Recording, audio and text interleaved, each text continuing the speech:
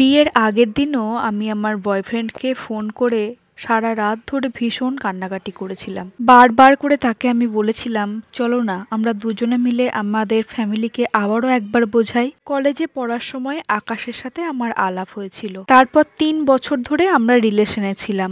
আমাদের মধ্যে এমন সম্পর্ক হয়ে উঠেছিল যেন আমি ওকে ছাড়া বাঁচবো না আর ও আমাকে ছাড়া বাঁচবে না। দুজনা মিলেই মনে মনে ঠিক করে নিয়েছিলাম যদি বিয়ে করতে হয় একে অপরকেই করব। আর তারপর থেকে শুরু হয় আমাদের স্ট্রাগল। আকাশের বাড়ির মানুষজনরা সেরকম কোনো আপত্তি করেনি, কিন্তু আমার বাবা মা এই বিয়েটাকে একদমই মেনে নিতে চায়নি। জোর করে এক স্কুল টিচারের সাথে আমার বিয়ে ঠিক করে। আমি মন থেকে এই বিয়েটাতে কিছুতেই রাজি নয়, তবুও আমার বাবা মা রীতিমতো জোর করে আমাকে এই বিয়েটা করতে বাধ্য করছে। এই অবস্থার পরিপ্রেক্ষিতে আমি অবশ্য আকাশের সাথে পালিয়েও যেতে পারতাম, কিন্তু আমি কিছুতেই আমার বাবা মাকে এইরকম বাজে পরিস্থিতিতে ফেলতেই চাই না যেখানে আমার বাবা মা অসম্মানিত বোধ করবে।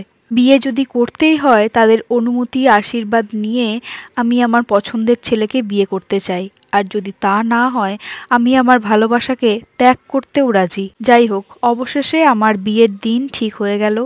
বিয়ের দিনও এসে গেল। আগের দিন রাত্রে আকাশকে ফোন করে আমি ভীষণ কান্নাকাটি করছিলাম, শুধু একটাই কথা বলছিলাম যে চলো না আবারও দুজনে মিলে আরো একবার আমাদের বাড়ির মানুষজনকে বোঝাই। আকাশ বলছে, এই এতগুলো বছরে যখন বোঝাতে পারলাম না, তোমার কি মনে হয় আবারও এই একদিনের মধ্যে আমি বোঝাতে পারবো? তার থেকে তোমার বাবা মার ইচ্ছা অনুযায়ী পছন্দ করা তাদের ছেলেকে বিয়ে করো, তাতে তোমার জীবনটাও ভালো থাকবে আর আমি আমার জীবনটা যে কোনো রকমে পার করে দিতে পারবো। আমি বলছিলাম ঠিক আছে, তাহলে তোমার কথাই হোক, কিন্তু তোমাকে আমার বিয়েতে আসতে হবে। আকাশ তখন বলল, সেটা কি সম্ভব? আমি যদি তোমার বিয়েতে যাই তোমার বাবা মা অস্বস্তিতে পড়বে, তোমাকেও আমি অস্বস্তিতে ফেলবো।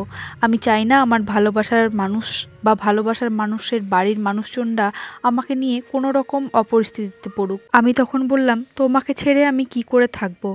যে স্বপ্নটা আমি তোমাকে নিয়ে দেখেছিলাম, আজকে আমি যাকে বিয়ে করব ভেবেছিলাম তার জায়গায় অন্য কাউকে আমি কিভাবে মানব?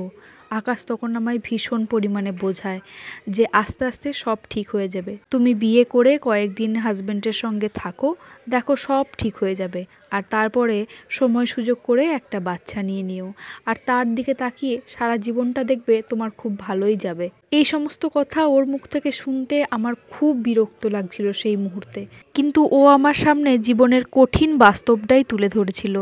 এটাই বোধহয় সব জীবনের মূল কথা। আমিও তখন বললাম, ঠিক আছে, তোমাকে যেমন আমি ভীষণ ভালোবাসি তেমনি তোমার কোনো কথা আমি ফেলতেও পারবো না। শুধুমাত্র তোমার কথা অনুযায়ী আমি এই বিয়েটা করছি।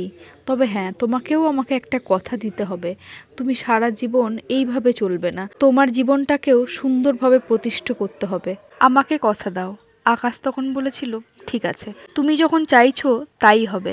ভালোবাসা মানে এটা নয় যে আমি যাকে ভালোবাসি সেই মানুষটাকে যে কোনো উপায়ে পেতেই হবে, আমি তাকে না পেয়েও সারা জীবন তাকে ভালোবেসে যেতে পারি। এই কথাটা শুনে চোখের জল তো আরোই ধরে রাখতে পারছিলাম না। তবুও আকাশ খুব কঠোরভাবে সেদিন আমাকে পরিস্থিতিটা বোঝানোর চেষ্টা করেছিল।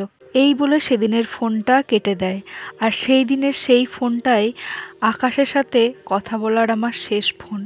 এরপর সে আমায় আর কোনো দিন ফোন করেনি, আর আমিও তাকে কোনো দিন ফোন করিনি।